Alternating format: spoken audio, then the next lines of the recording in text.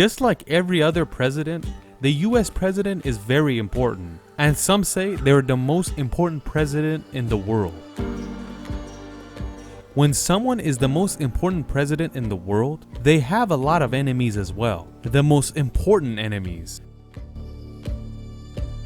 Not only in the US, but the whole world.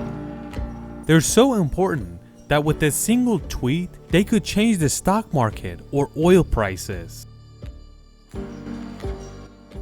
They can start wars, like the Iraq War, Afghanistan War, Vietnam War, or other wars.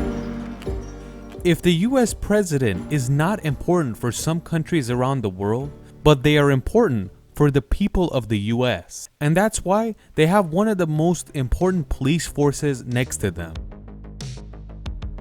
Does the police protect the US president? How about the army? Or how about CIA agents?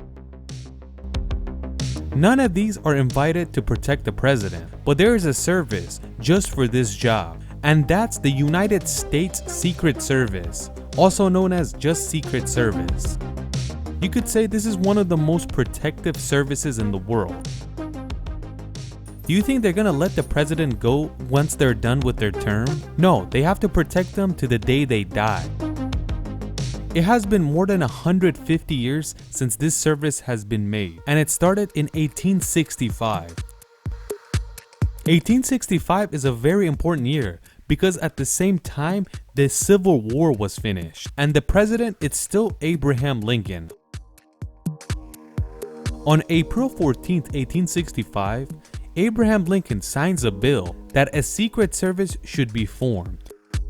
But the service doesn't reach Abraham Lincoln because on the same day he signs the bill, he was assassinated.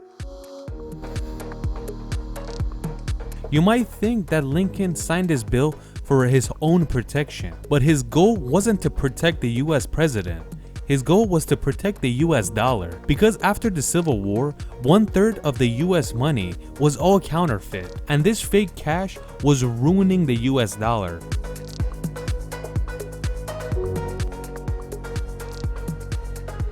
You can't really counterfeit the new currency, but back in the day, it was much easier to fake them. Anybody that knew how to work a printing press, they could make these fake bills. So Lincoln's goal was to protect this from happening, and that's why he signed a bill to create a secret service for this. The Secret Service continues their job until the year 1881.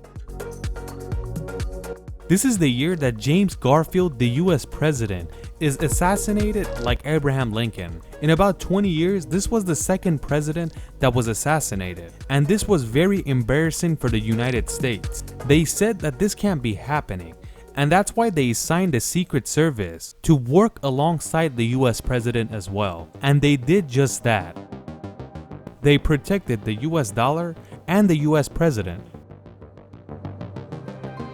In the year 1894, the Secret Service completely turns their head to the president because the more they move forward, the more powerful US got, and obviously the more enemies were found, and this was their way of protecting the president's life.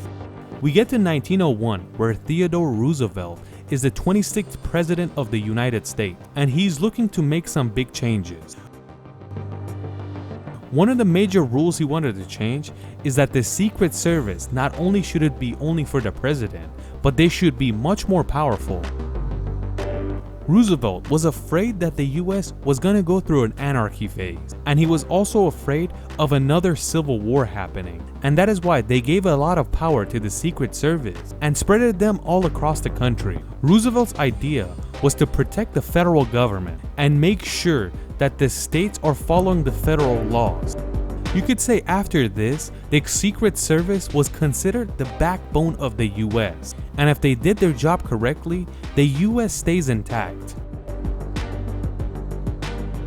In the year 1930, the Secret Service was once again appointed to protect the US Treasury, and they still do that to this day. We get to the 1960s when John F. Kennedy is the US president. You could say John F. Kennedy hated the Secret Service, and he always said that they don't allow you to do anything or shake people's hand or talk to them. You could say he was afraid of getting caught with all the affairs he was having, especially with Marilyn Monroe. You could say he didn't really listen to the Secret Service idea. Like at that time, it's the Cold War. There is a lot of enemies all around the US. He would sit in a convertible car and wave bye-bye to people. And that's in a way where today, the president rolls around a car like this. Not only is it bulletproof, but it's anti-explosive. You guys know what happened to him. We made a video on it. He ended up getting assassinated in a Lincoln Continental. You could say after this assassination, this became one of the most famous American cars. There were no women in the Secret Service until the year 1971, and they finally hired the first female agents. After the year 2001, another task was added to the Secret Service bowl, and that was to go against hackers all around the world. Hackers that were trying to hack government official websites. A lot of people don't like the Secret Service, and they say they have too much power in their hands. You might find this interesting, but there are some US generals that talk smack about the Secret Service and say they're not really who you think they are. And the agents aren't as trained as you think.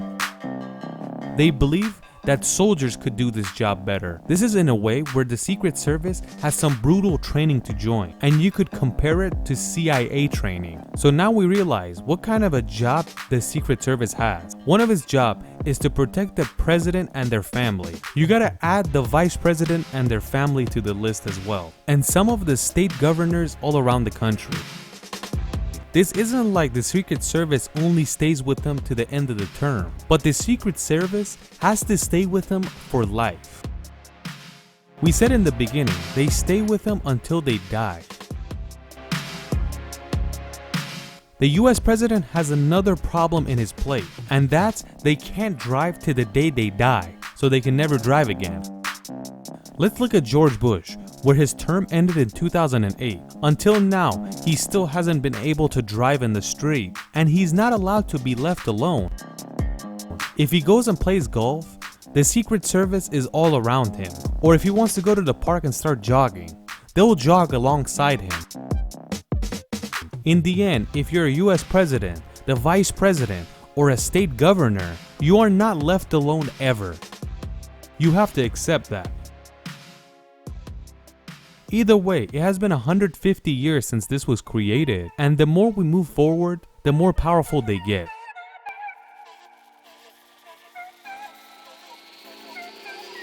I want to speak to you tonight